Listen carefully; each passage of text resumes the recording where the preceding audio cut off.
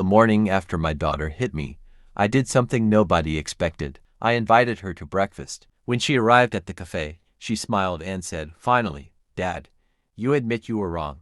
I quietly looked toward the corner table. Then I said, "No, Emma, I didn't bring you here to apologize." The smile disappeared from her face when she saw who was sitting there, and within seconds, she realized that the person she had been trying to silence for months was finally ready to speak. My name is Richard Hale, and for most of my life, I believed that being a father meant protecting your children, even when they stopped appreciating your sacrifices. My daughter, Emma, was 32. After her mother passed away, Emma became the center of my world.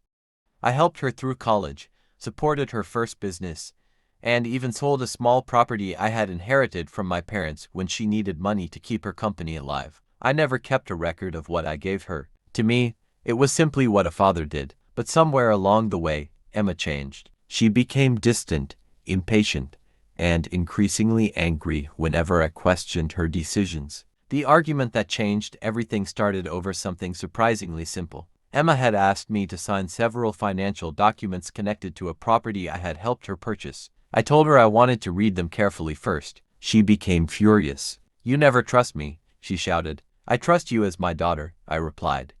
"But I don't sign papers I don't understand." That was when the argument became personal. She accused me of controlling her life. I reminded her of all the times I had supported her. Then, in a moment of anger, Emma struck me. The room became completely silent. She immediately looked shocked at what she had done, but instead of apologizing, she walked away. I stood there alone, staring at the floor. I wasn't thinking about the pain. I was thinking about something much worse. I had spent years protecting my daughter from the consequences of her choices. Maybe I had protected her for too long. That night, I barely slept. By morning, I had made a decision. I wasn't going to scream at her. I wasn't going to threaten her. And I wasn't going to retaliate. I called Emma. "Would you have breakfast with me?" I asked. There was a pause. Then she laughed softly. "Finally," she said, "you admit your guilt." I didn't argue. 8:30, I said.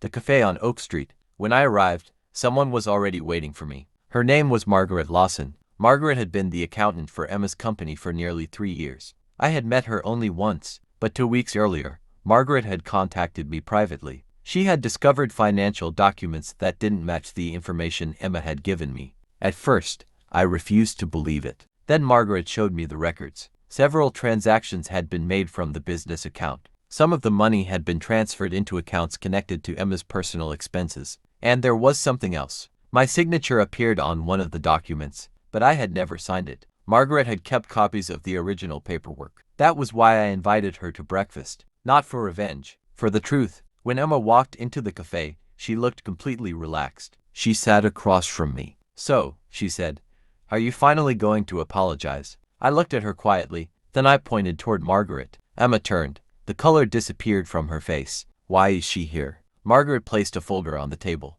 Emma didn't touch it. "What's this?" she whispered. I answered calmly, "It's everything I should have asked about months ago." Emma opened the folder. Page after page showed financial transfers. Then she reached the final document. Her eyes froze. It was the document containing my supposed signature. She looked at me. "I didn't do this." "I hope that's true," I said, "because if you didn't, we have a serious problem." For the first time since our argument, Emma stopped being angry. She became afraid. Margaret explained that she had already preserved the original records and had spoken with the appropriate professionals about the irregularities. I never raised my voice. I never insulted my daughter. I simply told her the truth. "I can forgive you for hurting me," I said. "But I cannot pretend that nothing happened when other people's money and my name are involved." Emma began to cry. She admitted that she had been hiding financial problems from me. She also admitted that she had asked someone else to prepare paperwork using information from old documents. She insisted she never intended to harm me. Maybe she believed that, but good intentions don't erase consequences. I stood up. "You're still my daughter," I told her. "Nothing will change that. But being your father doesn't mean I have to protect you from every consequence." That sentence broke something inside her. She finally apologized. Not for the money. Not because she had been caught. She apologized for hitting me. She apologized for treating my love like an unlimited bank account. And most importantly, she apologized for making me believe that I had failed as a father. I didn't immediately forgive everything. Forgiveness takes time. But I gave her one chance to make things right. The financial records were handled properly. and Emma had to face the consequences of her decisions. Months later, she came to my house carrying a small box. Inside was an old photograph of her mother and me. "I found this while cleaning," she said. Then she looked at me and whispered, "I thought you were trying to control me." I smiled sadly. "I was trying to make sure you didn't destroy yourself." She hugged me.